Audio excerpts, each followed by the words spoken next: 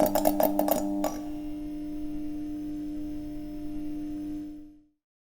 everyone, this is CVGS and welcome back to another episode of CVGS on Air. I'm your host Dempster and with me here is our co-host, Sir Captain. Yes, hello, hi. And today we have a very special guest all the way from the edges of the computer screen.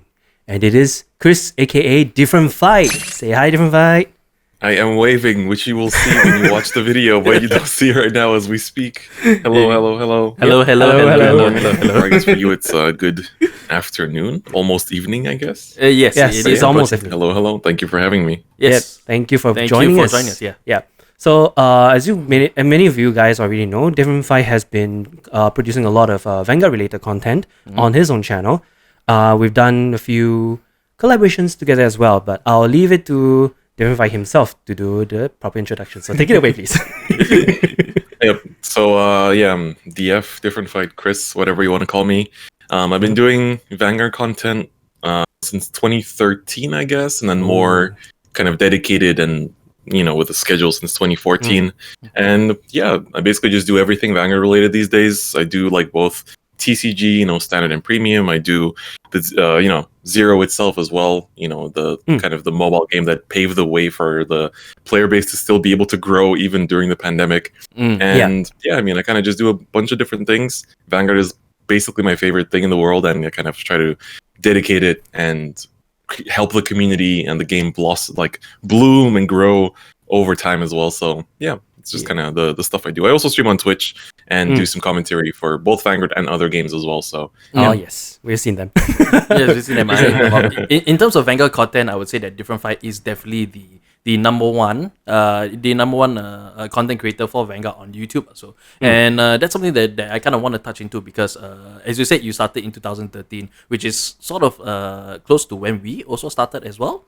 It is. Yeah, it is. So then while we were more focused on to doing fights and showcasing the fights in the best way possible, you yourself have focused more towards the competitive scene of Vanguard throughout the entire years. And and so just our history from there, we haven't really come across each other in the starting times for sure. But immediately once we saw, I think the first one that really one of your videos that resonated was your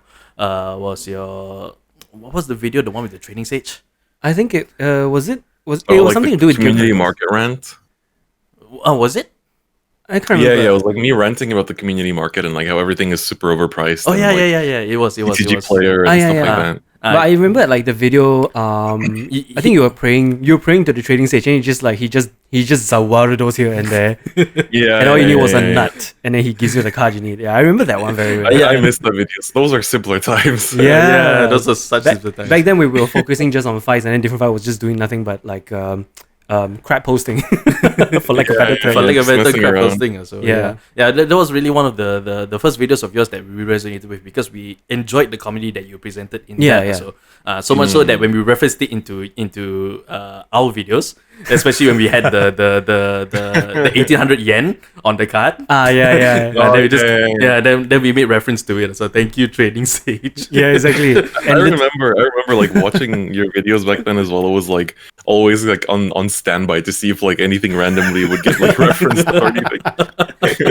I'm glad it paid off very well then, our reference. Yeah, because that really led to this friendship that you see here. So because ever since that point, it's like we've always been very close in terms of our friendship as Vanguard YouTubers. Yes. And the fact that I was when we first saw your message when we were doing the if Vanguard was an esport, we first got a message want to do, then that's immediately like for me, my creative juices kind of like flowed. That's why I ended up giving you the Overwatch parody of that. So it was at the time where Overwatch was super hot back then. Yeah. I was really watching that too, and I was like, wow, back then this was like the biggest meme. Like this was the thing everybody was like, parodying, and I was just like, wow, it's been so long. Yeah, exactly. Who would have thought Blazing Dragon was it? Yeah, no, Blazing Fire Dragon. Blazing Fire Dragon. No, it wasn't Blazing Fire Dragon. It was Vortex Dragon. Like who would have thought Vortex Dragon could take down, what was that again? Gurgwit? If only it happens in competitive scenes, man. Oh my god! But I think our biggest milestone, I would say, in our so-called partnership, maybe, as Vanguard YouTubers, would be the Can't Stop the Cheating Skills video. Yeah. It was like Oh one my of God, the I love that biggest one thing. so Yeah, we all did. Yeah. It all started as like nothing but a joke.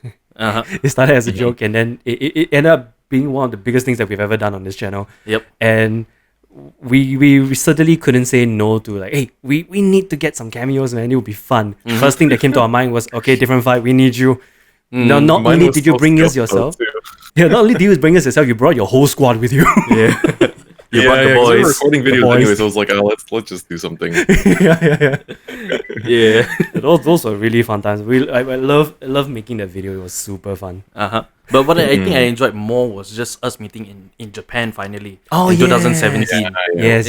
Because that was really like the first time I ever met any other like Vanguard content creator. Outside of our usual channels, and so to just kind of like meet up with you in Japan was it almost like as if like it's a fan meeting, you know. Like somebody that has watched for a long time. We were just chilling most of the time too. Yeah, we were chilling most of the time, but I was like, but me personally speaking, like at that moment in time, right, I was still very nervous. I still felt like a fan. I felt like a fan of yours rather than like a peer. Yeah. Kind of. So that was that's something that will really stick with me because you know, and just to meet you finally in person and you know, really kind of like shoot the breeze at that point in time, it just felt so right. For lack of a better word. So. Didn't help that I was a lot taller than us as well. I just gotta say, damn, you're tall. People always get surprised by after watching videos and seeing me in person. Yeah, exactly. Because we didn't expect you to be so tall. Oh my god, I actually look up to you both literally and figuratively. It's the daddy long leg syndrome. Long legs, yeah. Do I have long legs? No, not really. No. Yeah. So ever since then also like after that meeting, then we have you know, we continue to produce content for Vanguard, but obviously that's where our path kind of branches off. So with you focusing more on the competitive scene as well as a lot of other stuff for Cardfight Vanguard. So whereas for us on our side, right, we kind of we delve into a different game, Battle Spirits, and then we also now recently we've also gotten more gaming videos onto our channel as well. So I saw. Yeah, so in a way, like even though we went through we went through different paths, the uniting point of us was still Vanguard. So yes, and so so it's kind of like I've been doing it more often because I realized that I should be tweeting my thoughts about the cards of the days as they comes out. So then, you know, just have that back on our socials is kind of good. So then I remember like when just to jump topics a little bit. So I remember when Chaos Breaker Dragon came out. So it's a time where everybody would just kind of flip their lids because we know that's how it is. But then when you actually read the cards and stop, you can kind of think like, actually the card is actually quite not, you know, it's hype, but not as hype as like this is insane kind of hype, you know. Yeah. So the tweet that you put out where everybody should kind of like you know, don't go to Facebook. Don't go to Facebook. Just don't go to Facebook. Just go to Facebook. Like immediately like when I retweeted that and posted, it's like, you know, that confirms that our connection through Vanguard still exists. So if anybody that sticks to the anime, I have confirmation that still exists. The bonds of anime still exist within here. So on that note, right? Sorry. On that note, right, I actually noticed. I think it was during this one time where Different Fight was doing a stream. I actually watched the stream archive, and you were sharing some of the older videos. I'm actually kind of okay because I was watching the stream out of context, so I didn't know like why suddenly why was our video suddenly showing up your stream. Can you tell us more about that that stream in particular? Like, can bring us into the context and let us know like. Yeah, I mean, my stream in general is like, it's very freeform in a way, and I'm always happy that, like, you know, some of my viewers will tell me like, oh, I'm so glad that, like, you know, you have there's always like a meme that pops up, or it's always like a fun experience, like a different thing every day. And I'm like, I don't prepare anything, I just turn on the camera and let it roll. But like with that stream in particular, I think it was just like something happened that made me think of like the past, I guess, and like or maybe it was like with other content creators, or maybe it was like watching like showing my stream like a collab of YouTubers in like some other game. And then I was like, oh wait, we had like a lot of collabs in Vanguard too. And then I think I was like showing that stuff.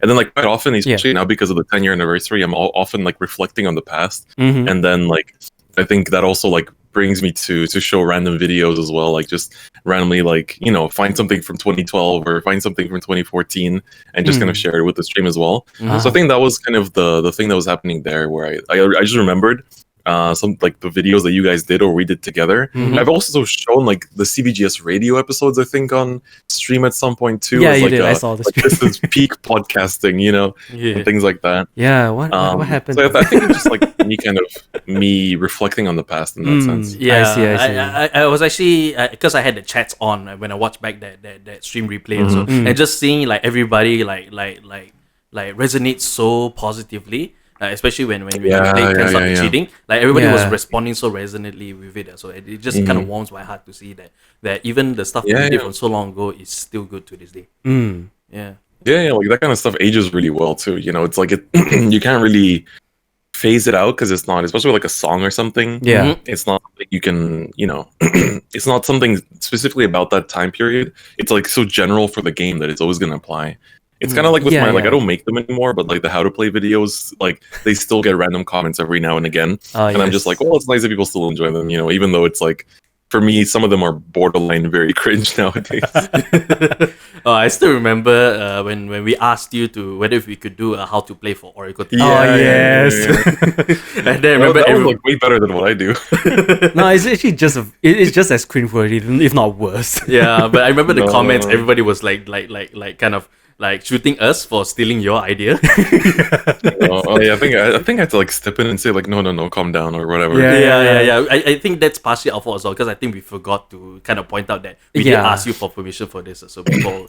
I can't remember if we put it in our description. No, we didn't put it in the description. Yeah, we didn't. Yeah, partially people will overreact to everything. As I agree. That is true. That's how we get peak comedy. Yeah. Well, it's good that we were talking about the past also, because as of this recording, as we're recording here right now, it actually has been 10 years of Vanguard actually. Yeah. So it's been 10 long years. Dems was in much later, but for myself, I was close to the start, BTO 3. Leon was literally BTO 1, so when the game started. So and just to like, I still remember what kind of life I was living 10 years ago. Yeah, same. I was in high school.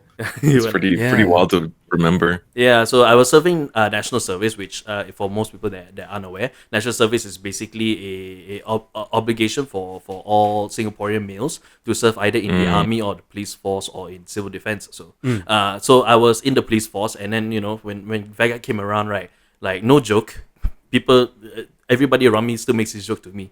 I spent almost my entire national service pay, all the pay that I was getting, to Vanguard. Oh my god! So it's like, what is food? I need to play Vanguard. I need to get all this new stuff that comes out. Cards. Cards, yes. Cap were feeling very well in Planet Crew. Yeah. the joke that surrounds me was the fact that when I first got into this game, when Leon and Jiraiya first got me into this game, I said to them, I'm not going to invest too much into this game. Invest half of your life. I think you invested his entire life in there. Yeah. So Chris, do you have any memories that you would like to reminisce or during this 10th anniversary of Vanguard? Like anything that you particularly really like about the game, or cards or whatever, aside from Dai Kaiser, we all know you love it very much. Just kidding. Yeah, but is there anything that you really enjoy about the game that helps make it a very memorable game for you for like this past 10 years? I'm gonna flex on the camera for a moment my arcade stick with the Dai Kaiser art that I just we saw that. That's amazing. That's amazing. Yeah, it's simple yet like every single punch felt like a double crit. I hope you just keep it on your shelf and not use it, because that is something that I feel like you should really like keep. Yeah, that's a pure collector's item. That's a pure collector's item. I mean, the art I can always reprint. It's like it's just I can just like lift up the panel, replace the art, and that's it. So it's pretty simple. But like I wanted like my part of the reason why I bought this stick is because I was like I wanted it to be something very personal and something that only I can have. And so I was like I hit up my buddy DOVA-SYNDROME, and I was like, please draw Daikaiser for me. And I just put that in. But yeah, in terms of memories, there's obviously a lot. Also, like even you just saying how like you spent all your earnings there on Vanguard. For me, it was the same. Like when because I started Vanguard in like late 2011. So like in the first year that it came out, but like towards the end of that year with BTO4, when the Shadow Paladin set came out, and I remember I was still in high school and I was getting like €5 a day for like food expenses in school. And what I would do is like I would go to the supermarket, buy like a massive like baguette for 50 cents, and then that's all I would eat, and then everything else I would keep for Vanguard, and then just save up so I can buy boxes. So like that kind of stuff. I completely resonate with you as well. Like just screw food, screwed everything else, just card games. Wow. Yeah, and aside from that, I mean, it's been so much, honestly. Like when you think about it, I feel like I've been, my life's been transforming so much, but Vanguard's been like the one consistent thing that's been sticking with me as my life changes a lot.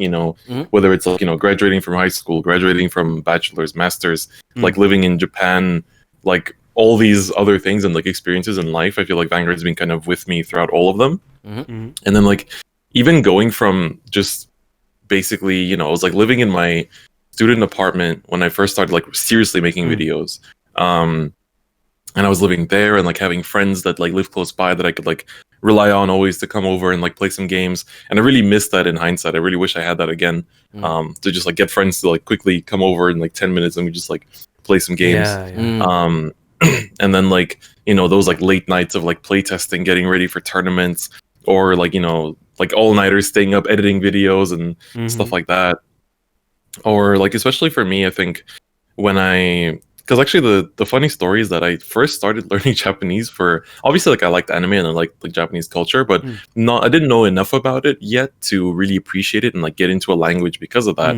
But a big reason was that before I started doing YouTube seriously, I was more focused as a player on Vanguard and like topping, basically just like doing good in tournaments. And one of the ways that I was like, oh, in order to get better, I need to watch other tournaments and like watch gameplay so I can like learn from the good players. And then of course, most of the tournament gameplay was from Japanese players. And I remember like watching it and I was like, I don't understand anything, so I'm going to study Japanese. Hey, as long as it's a motivation, I think that's a very strong one for you to get started on learning a language.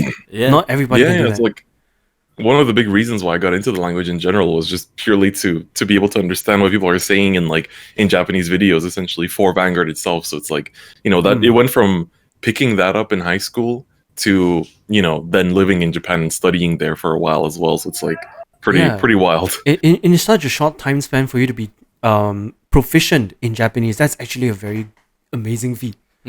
It's really not easy to do. Like even for my case, when I learned Japanese, it was like back when I was 11.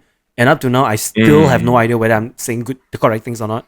The only like consolation I have was like Japanese saying that, oh, I can understand everything you say. Not even like, like, no, Nihongo Josu desu, because I know that's complete BS. Yeah. Every Japanese says that, I swear to God. But like for a native to say that they can understand you, that's good enough for me. I definitely.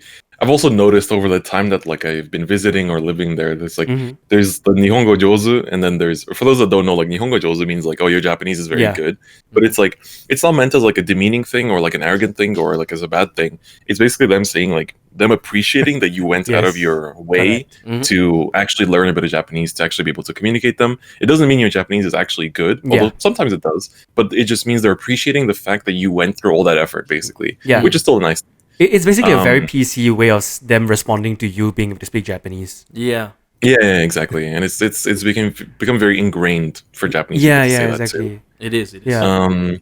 But they definitely like. There's some things that you'll hear them say that like, actually, I guess my level is kind of good. Like I remember once I was like at a shop And then it's like I was just like speaking in Japanese, and then instead of anything else, like the shopkeeper, like I think it was like buying jewelry as a present or something, and she just finally asked like, "Ryugakusei desu ka?" Like, are you an exchange student? And I was like, "Oh, I used to be."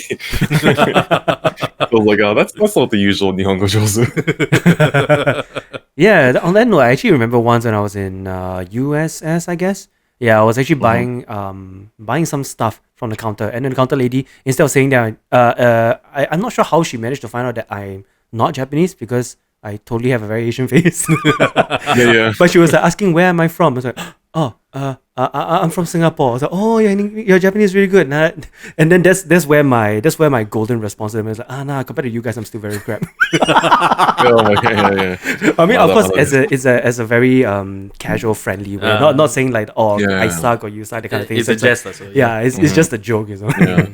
Yeah. We just laugh it off. Yeah. But on that note, what other like? Do you have any tournament stories actually? Yes. Do you have any tournament stories since you said that you were topping a lot of tournaments? There's definitely some like random ones that, whether it's like just being crackheads and being stupid with my friends. Like I think my biggest thing with the stupidest thing with Vanguard is that like I've come so close to topping so many times. Like I remember once in 2014, like I went I think 6-1, and normally if you only have one loss in a tournament, you're basically secured to get top 8. But then they, instead of just taking the top 8 actual players that had the best scores, they were like, well, we have 16 people with the same score, so we're going to roll a dice and cross off people that don't land on the dice, and those will be our top 8. And I was like, are you serious? Am I losing my top 8 opportunity here because of a dice roll? What? Like RNG like on top of RNG. Yeah. I remember I was so mad. But then the next day, that was the first time I played in the Buddy Fight regionals, and then I won that one. So I was like, good.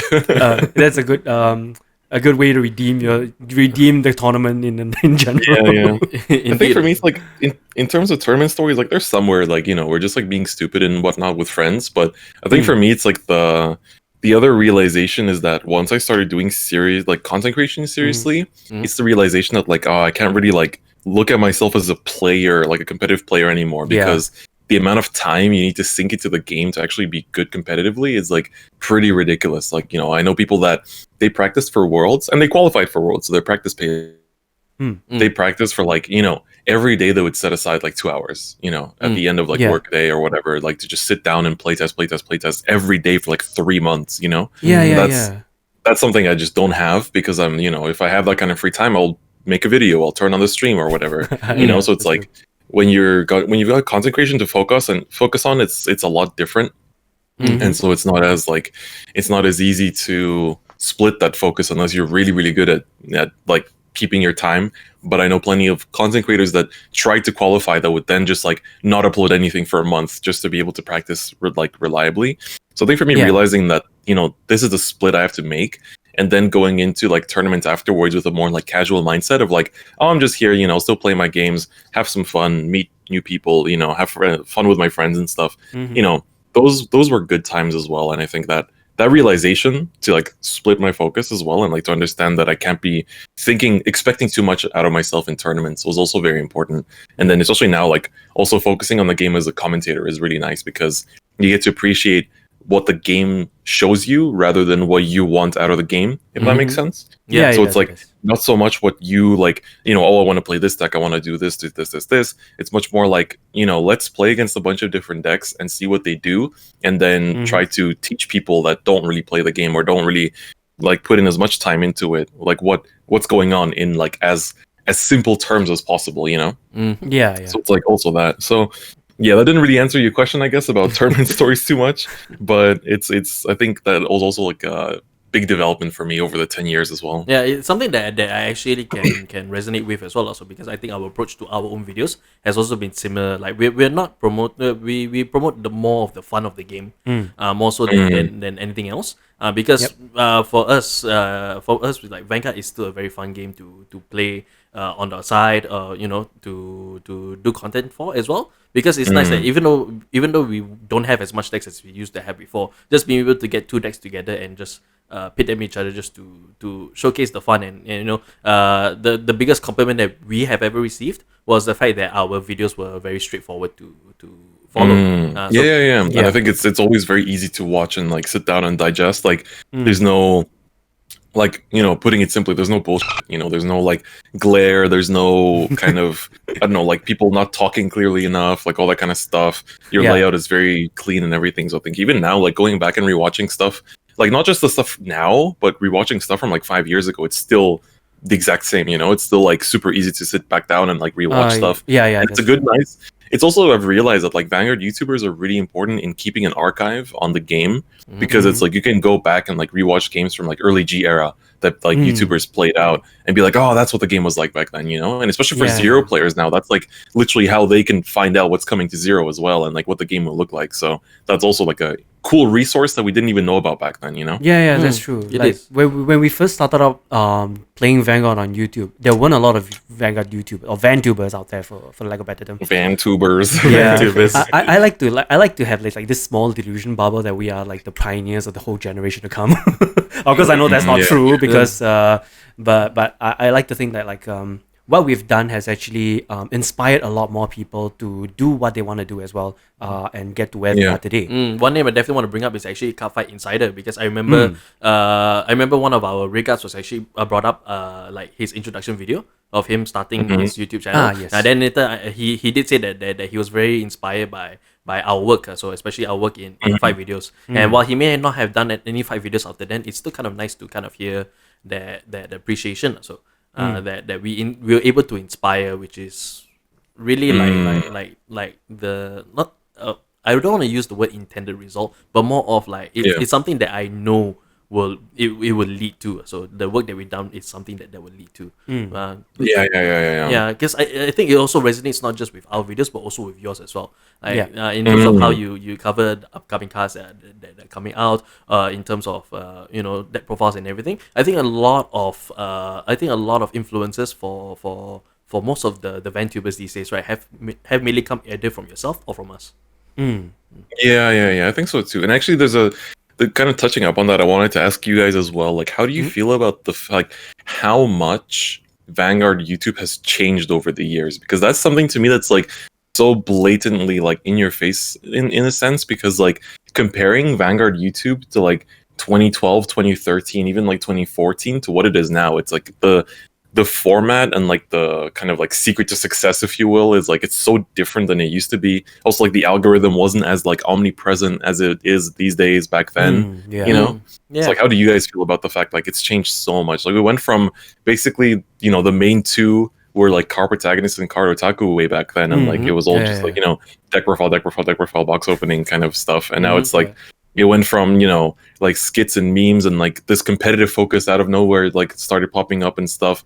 And now it's like, you know, you have like all these other channels that also do like other things on top of that, where there's like also like, you know, historical videos, you know, just like reflecting on the past of the game, or like random analysis, or like, you know, like kind of documenting their journeys at tournaments. Like it feels like the scope of content in Vanguard, like YouTube in general, has like changed so much, and like the bar keeps going higher and higher and higher. And that's something also I wanted to know, like before throwing it back to you, is that like when you guys also came up and started doing content, I feel like that also raised the bar. Like for me, it's a really good Vanguard channel is one that comes in, like just pops up out of nowhere, and their level of quality is so much higher than everything else that's been like the norm until then, and they force the quality to go up because of how high theirs is. Because like for me, basically every time somebody comes up, even when you guys came up, or like Solemn came up, Vanguard Insider came up, like, you know, etc. Every time somebody comes up, I'm like, oh, they're doing something better than me. I need to catch up. Like I need to make sure to like learn that now as well. Like look, like sit down, look at like editing tutorials, or like learn how to like get this and this and this graphic done, or like change this about my presentation style or whatever, and like adapt to that, so that like because then like the moment that I adapt, then others adapt, and like everybody kind of adapts together, which is also kind of, you know, it's a bit bad for the people that don't, because then they kind of get left behind. But I feel like every time a new big like talented YouTuber comes up, it like really raises the bar, or like the baseline quality content. And I feel like that you guys definitely had that impact as well when you guys first came up too, with like, you know, your layout, the quality of the fights and everything, and like how well edited it was and all that kind of stuff. Yeah, when you say that we raised the bar, now I suddenly feel guilty about that as well. That's why I feel guilty about it, because it was our collective idea. When we were doing the fight videos, it was our collective idea that we wanted to showcase it as what it is, a game. So our inspiration for all the UI and everything was from, I think at the time it was the 3DS games. Yes. The sound 3DS effects Vanguard Like, a games. lot of sound effects. A lot of sound effects, yes. I remember. Yeah, our sound effects also came from that very game as well. So, but in terms to answer your question mainly, so I think the biggest challenge for us has been the algorithm, because as some of us might know, that you know we our channel was radio silent for a short while, but that's only because of circumstances that we had to deal behind the scenes. So it's stuff that we unfortunately are not able to talk out in the open. So, but just know that there were circumstances that denied us the ability to even be able to produce any sort of Vanguard content at that period of time. Not only that, also this year also affected us because of the global pandemic as well. So because of everybody is what we call here phase 1. So we're actually confined to our homes, and only essential workers are allowed outside of their homes. So for us to be able to do Vanguard content, right, like as much as we tried to sit there and kind of crack our heads, we also had to deal with the repercussions of work from home status in a way. So absolutely. I know for myself, I was definitely very busy because I worked in retail at the time. So which means that my time still went on. I was considered an essential worker to a far extent. So just being able to generate content around there, and with the YouTube algorithm being the way that it is, especially in recent years, I think it threw us it definitely threw us off, and I think that we weren't as well found as compared to some of the other Vanguard YouTubers, especially ones that were upcoming. So Vanguard Insider, Solid Vanguard, all the others that came around as well. So that would be the biggest thing for me. So our biggest challenge in terms of the evolution of Vanguard content, definitely like it has changed more from just, as you mentioned, the memes and the memes and the fight videos and deck profiles and such, all the way going into like serious discussions about the competitive scene. So I did notice that change also, and I think we tried to do that for a while. Competitive wise, we didn't really do much of that, because I felt that I want to say it goes against what we initially intended to do as CVGS, but more like it's something that we feel is way too big for us to handle. Because we were never in the competitive scene to begin with, and to suddenly take on a topic like that, right? Whether it's intentional or not, to try to get back into the algorithm is it's kind of a tall order for us. So we decided to just stick to the fun aspect of Vanguard, and unfortunately, YouTube algorithm doesn't really work that way. They don't like pity you for like those kind of PT gacha pools. No, they don't do that. So we end up getting thrown under like way deeper into the like 10,000 leagues under the sea. Yeah. But I think that's also a good thing in the sense that not getting thrown under, but I mean, like, the nice thing. This is something I noticed with the V series. Are you familiar with the term of like I think it's called a kitchen table card game? Kitchen table card game? No, unfortunately. No. This is something that like they refer to. A lot of people refer to Magic as a kitchen table card game, where it's like it's not a game that like you play for the sake of tournaments.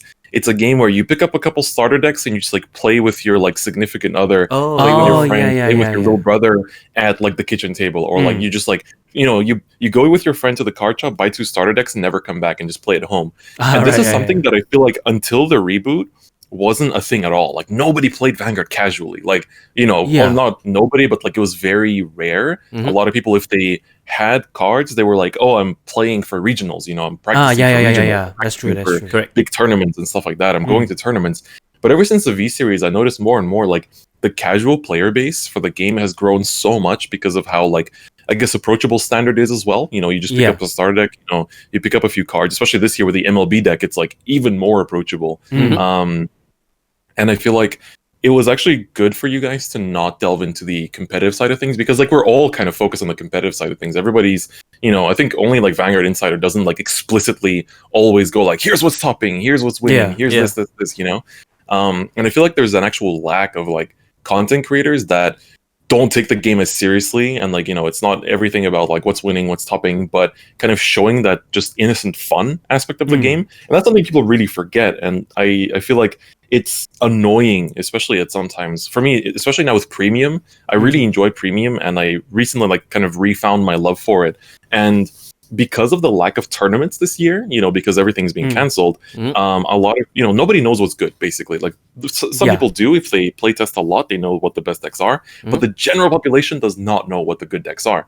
So what premium has become is that you have a circle of friends that all have premium decks, and you just brawl it out. Like, you just play your random favorite premium deck against your friend's random favorite premium deck, because you don't know what's good, so you play what you enjoy. And that's literally been some of the best Vanguard I've ever played, because it's like, it really just, as simple as it is, it reminded people of the fun of Vanguard, where you can just, you don't have to always be looking at the competitive results and just enjoy your favorite deck. Yes. But it's a shame that it took a pandemic and a lack of complete, like, absolute zero amount of like premium tournaments on an official level to actually get to that point. And the moment that, as much as I want Bushiroad to start doing like webcam tournaments like other card games are doing, I know that will also bring back that kind of thing where like everybody knows what the best decks are, and people might not look at premium as well, because like I know what the best decks are, and if people knew what the best decks are, they would definitely not be willing to play premium right now.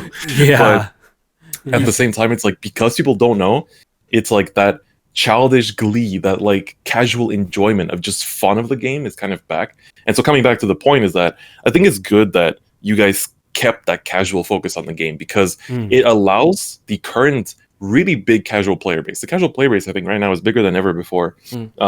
It gives them something to relate to, because a lot of the casual players, like I've spoken to some, I've heard from some, they really say like, I don't really care about the competitive stuff. I just play this game because it's fun. I like the art. I like how like fun it is to play with a game with like triggers and stuff and all that kind of stuff. And I just want to play my favorite deck with my favorite art, blah, blah, blah, that kind of stuff.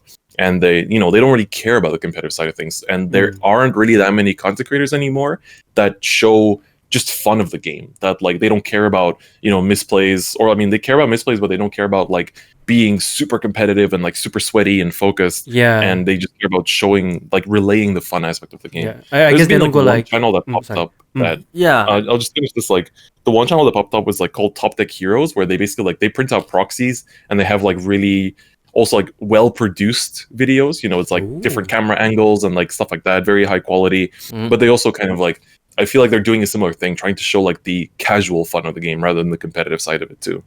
Yeah, I can kind of support the love for casual being showcasing the more fun of Vanguard, because Rummy Rumble, our Rummy Rumble series, like that is still to this day one of my favorite series of videos. But that really is to keep it brief, that really is a prime example of just a way to really showcase just how fun Vanguard is. So, and for 10 years of this. To wind it all back, so 10 years of this to be possible, it just really shows that Vanguard is a game that deserves the 10 years, I feel. Yeah, absolutely. And absolutely. The prime example for fun in Vanguard for our channel, at the very least, is still Don't Believe Me, Just Watch. It is still one of the most fun, janky, unstable, and yet entertaining videos we have ever produced this far. Yeah, the deck is still in this cupboard behind us.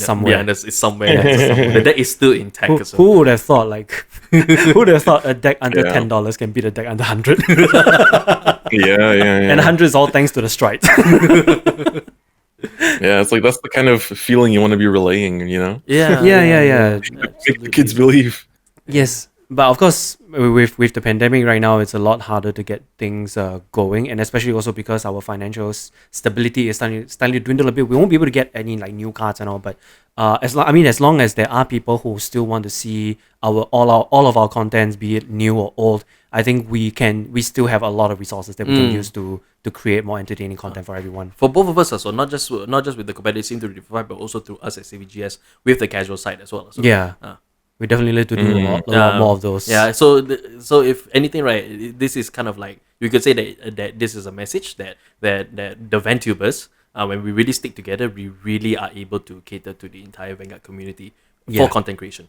Correct. Yeah. And everyone, it feels like also the viewers are kind of spoiled for choice at this point. There's so many different content creators to be watching and stuff. So, it's easy to find someone you like. And I think nobody really takes it personally when somebody goes like, oh, actually this channel's my favorite, not you. And it's just like, oh, but I mean, that's your interest, that's your taste, you know, and that makes sense, you know. In my mind, I think we're all fans of each other. So that's why. That too. Yeah, we're all fans as content creators, I think we're just like a big group. We're just kind of like all like, you know, cool buddy type of stuff. Yeah, bros. Yeah. The squad. Yeah, the squad for sure. Yeah. All right, we'll take a quick intermission here. We'll go out for a quick toilet break, and we will come back again with the second half of the podcast. We'll see you in a bit.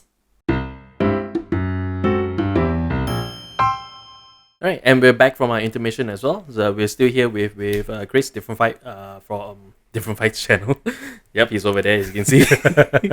All right, so like just to move things forward quite literally. So you know, we kind of want to know like what's going on with you right now, because again, it's been so long since we actually spoken. You know, the way that we are right now. So like, what's up? What's going on with you? Anything else that you're up to?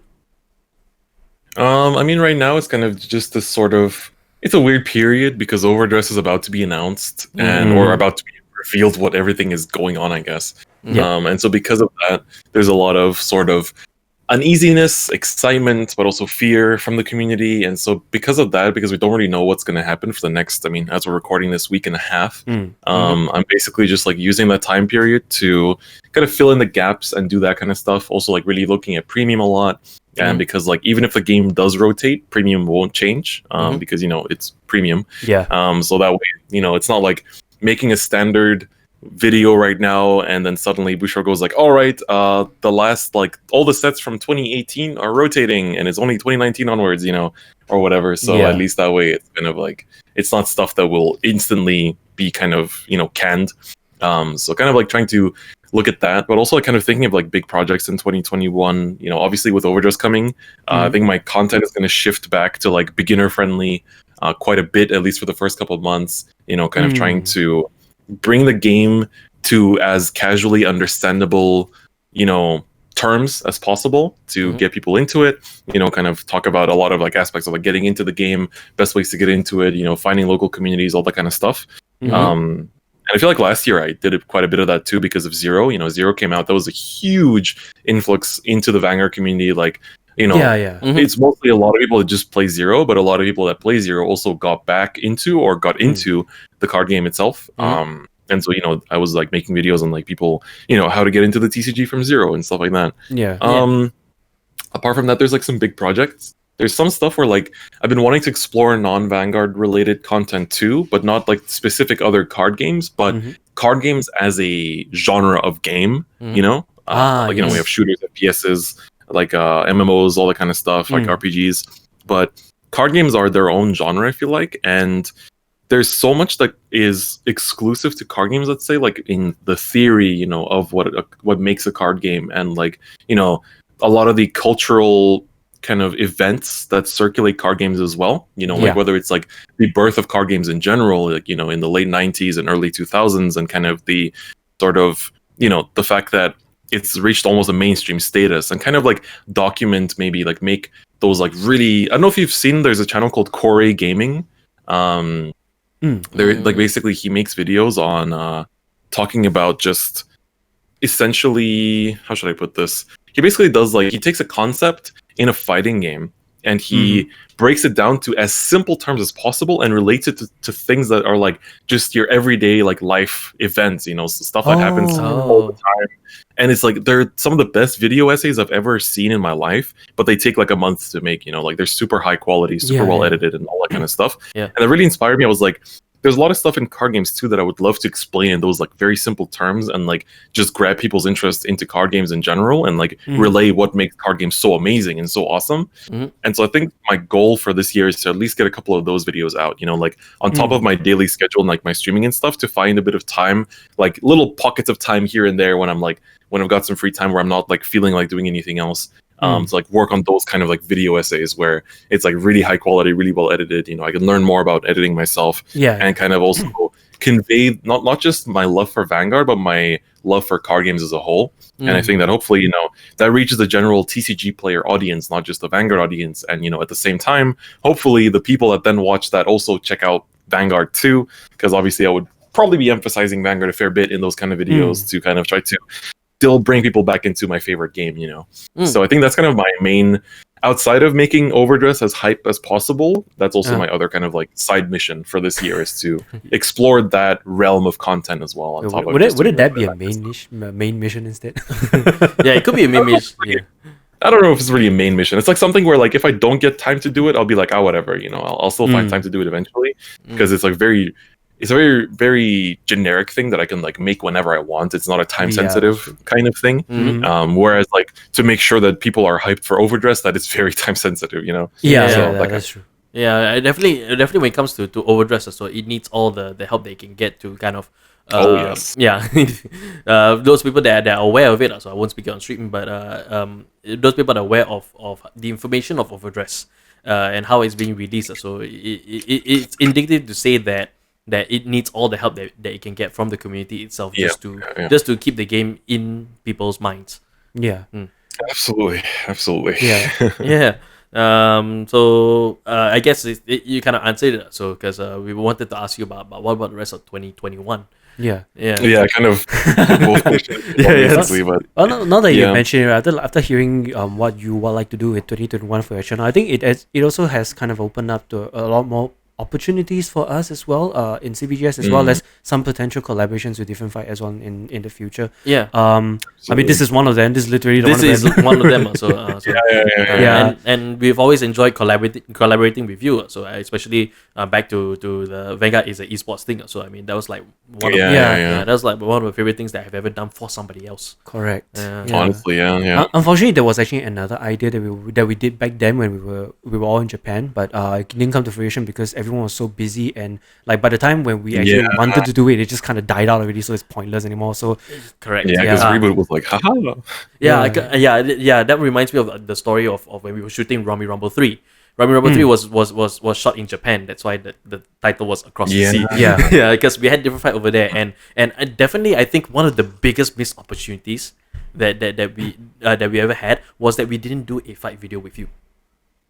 Yeah, that's true. That's true. I feel like in general, I think back to when I lived in Japan, I'm like, I could have done this, like so many missed opportunities. Yeah, there's so many of them. Yeah, that was actually the biggest missed opportunity that we have. But the story behind why that didn't happen, right, was because when we were looking for the location to play, let alone shoot our videos, right? There's nowhere. There was nowhere. Like we went to like 4 different places. 4. Yes. We went to 4 different card shops just to find a location for us to sit down and actually play. And then when we finally found the spot already, it's like all of us were kind of like burnt out. Like we got through Rummy Rumble 3, but we missed the opportunity to be able to do a fight video between yourself and either me or Dempster. So I think that'll be one of them. But I think 2021, right? I think that is a video that we should try and look to do. Yes, definitely. Yeah, hopefully we can actually also end up traveling again. That'd be something I desperately want. Yeah, if traveling is still limited, throughout 2021, definitely that is something that I want to try to figure out, and maybe we try to do and present on our channel. So and any opportunities for us to collab, I think that is something that I would like to do going into 2021. Yeah. And going back on the topic where you were talking about sharing your love not just for Vanguard but for card games in general, it actually reminded me of an idea I really wanted to do for a very long time, and that is to be able to use card games as a context to teach Japanese to not just card gamers but also people who are interested in language. I'm not sure how many people are watching and seeing this right now. If you want to steal the idea, go ahead. I don't really care. but my main focus would be to use the anime and the card game as a way to teach Japanese for people to understand how to read the card games. Because let's be real, Vanguard is a card game that is, I would say, more enjoyable when you play it in Japanese. I'm not saying the English one is bad, but being able to read the language and understand it when you play the game is something that I really hope that I really wish that I can share with more people, because being a sole translator back then when we were still doing Vanguard, Vanguard only things, it was very tiring. It does burn me out from time to time. But at the end of the day, I still realize that there's something that I enjoy and I really want to do it, but I never got the chance to do it because concept-wise, while this is great, the execution was something that I was not very confident in. But now that you've mentioned it, I think you know what? Let's just YOLO it and just do it. You know, it's like it's not bad to sometimes just like throw stuff at the wall until it sticks. You know, Yeah, exactly. Absolutely. So, sometimes it's worth it. You know. like 2021 is definitely it feels like a fresh year after what 2020 was. So it really is a very good opportunity to really like delve into those things that you've always wanted to do and just kind of expand from there. So Yeah. like when you mentioned love for TCG, it's like suddenly I think back to playing Final Fantasy 8. Because Final Fantasy 8 had that card game, Triple Triad, and it's like I remember spending more time on that than actually playing the actual game. Yeah. Because you're grinding for the cards, and this person doesn't want to give you the rare cards because of whatever reason, whatever. So Yeah. I think 9 had the same thing also. 9 had the same thing, but it wasn't as good as 8. So I agree. So a love for TCG had been growing in me for quite a long time, actually. And for you to mention like just TCG in general, it just made me rethink about all of like the card based games that I've actually played, since however long because it is. in the end, Vanguard isn't the like it's. I don't think it's any of our first card game, right? No, we've all played definitely different not. No, it's definitely not a first card game. So, but it It's did. like, there's something about card games that got us to this point in the first place. Not just like to playing Vanguard, but there's something about them that keeps you there. For so long. It keeps me for there. my whole life. Of course. And it opens me up to more other card games as well, even non TCG related stuff. So I mean, there are lots of card games that are either CCGs or even part of a board game as well. So and just to have my world open up like that's what 10 years of Vanguard kind of mean to me. So Actually, out of curiosity, like for both you guys and maybe myself as well, like what are your first card games that you've played in your life? Played was Yu-Gi-Oh! Like strictly played. Okay. But my first pack I ever opened was Pokemon. I see. I still remember I was in the hospital for I was like sick with something and I was in the hospital, and then my dad came to visit and he brought me like a base set Pokemon booster pack, and I still have like the rare I pulled from that was like the Electrode, and then I still have it like in a little like top loader like sitting somewhere in my room. Wow. That reminds me of that time when the Rummy Rumble set came out, the second one, they had the first RRRs. Yeah, I remember because it was me, Demps, and Ben that actually bought into the set also, because all three of us were either Pale Moon or Grand Blue players also. And then it's like, I have to find another Rummy Rumble rare. We ordered a carton ourselves, but I have to find another Rummy Rumble rare for Night Rose. Yeah. To give to Dempster, and then I managed to get it within 6 boxes. After the fact.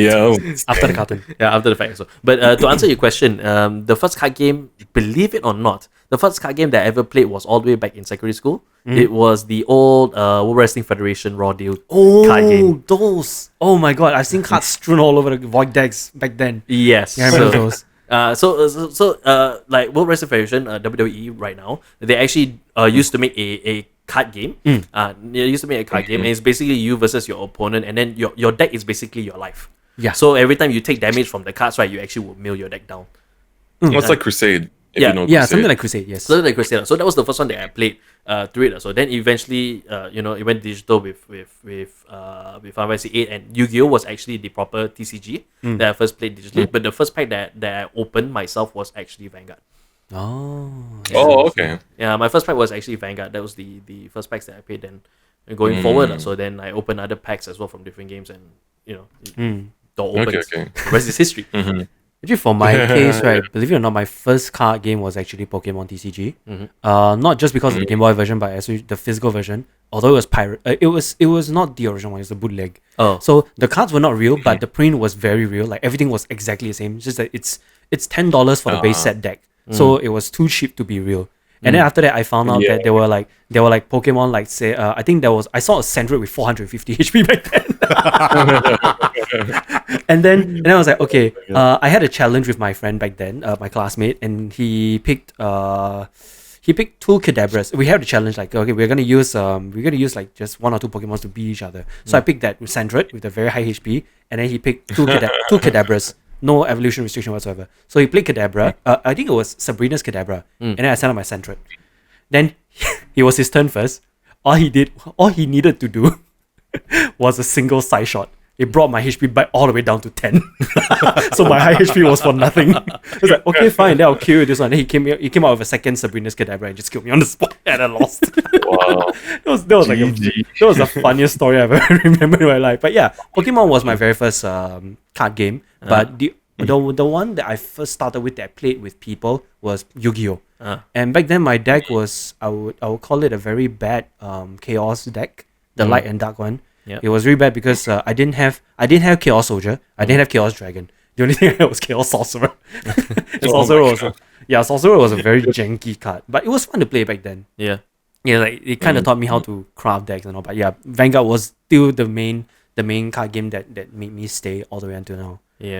Yeah, for me, card game was the first game where I found a local community as well. Like Yu-Gi-Oh! I played in like primary school with like fake cards and stuff, and and then in high school I started buying actual cards and playing with like classmates. But like Vanguard was the first game where like I found a local store and like I went to like travel to tournaments and really took it seriously like a card game. So like for me, Vanguard is like the first for that and like the one that made me stick and never like stop playing it basically. I feel kind of left out because I was the one that was literally dragged into the game. So actually kind of funny story. When before I knew Cap and Leon and the rest of CVGS or Crossmont Vanguards at the time, when I actually saw Vanguard way before I started playing the game, and all I thought was like, in my mind I was like, Cardfight Vanguard sounds like a really stupid name.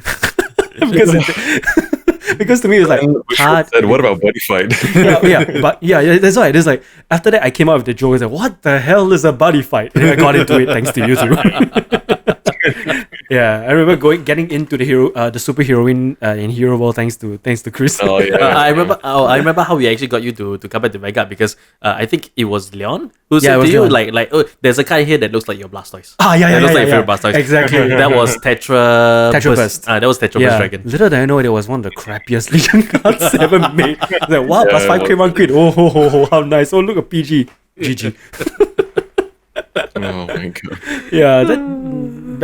I mean, I'm glad that I actually came in with like I mean for my case, right, my main was never usually my first.